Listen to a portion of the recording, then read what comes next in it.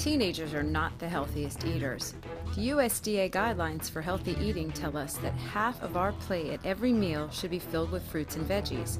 But according to the Centers for Disease Control, adolescents are not getting nearly that much, and Main Street middle schoolers are no better. Our team spent 3 days studying typical lunches of the 8th graders at MSMS. What we discovered is that most 8th graders here eat very little fruit and almost no veggies. Even though our cafeteria provides lots of fruit and vegetable choices, about half of students in our study didn't even take a vegetable from the line, and many more of those threw them away untouched. Sharon Crosby, the cafeteria manager, has noticed this problem for years. We keep telling them to pick a fruit or pick a vegetable, but most of the kids just don't want it. In 3 days, we watched as students threw away 173 whole apples, 416 baby carrots, 244 cups of untouched cooked vegetables, and 150 grape tomatoes. We need these nutrients.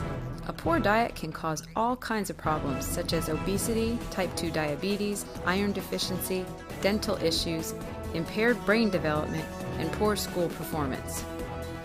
But because we are young, many of us don't think much about the future. So even though the school lunch is healthy, we still aren't eating healthy. Jane Wilson said, "I just don't like the taste of most vegetables." P.D. Travis added, "They're nasty. Bananas are all right, but everything else is nasty." When asked what it would take to get her to eat more fruits and vegetables, Mackenzie Cottrell said, "I guess just make them taste better."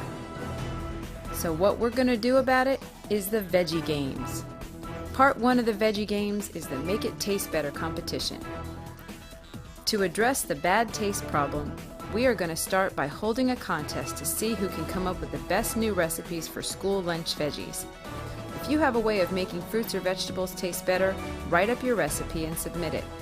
The cafeteria staff will read the recipes, choose the 6 best ones, and cook them for the Make It Taste Better day, when the 8th grade will try the samples and vote for their favorites. The top 3 recipes will be incorporated into our regular school menu and will be featured on our local TV midday program, where the cooks will demonstrate how to prepare their recipes. Part 2 of the Veggie Games is the Just Eat More competition. Sometimes, to get more fruits and veggies into your diet, you just have to eat more.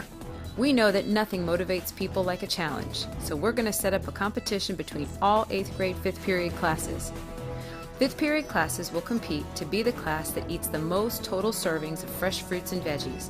Every day, a pair of student monitors will tally the total number of fruit and veggie servings minus the total servings that are thrown away.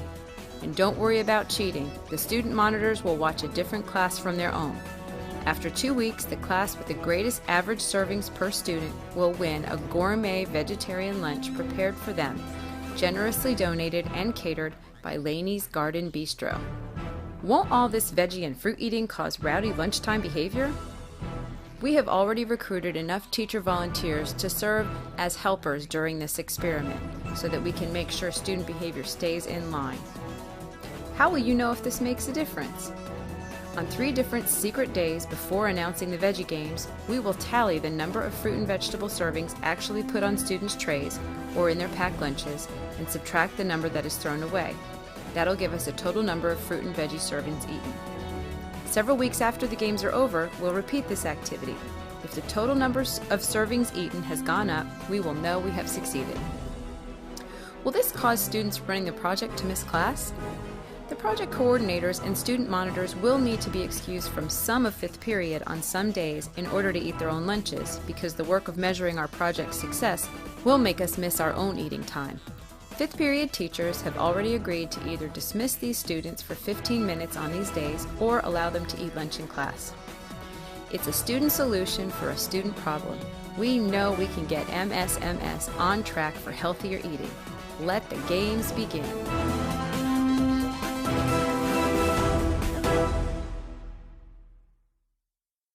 Created using Powtoon.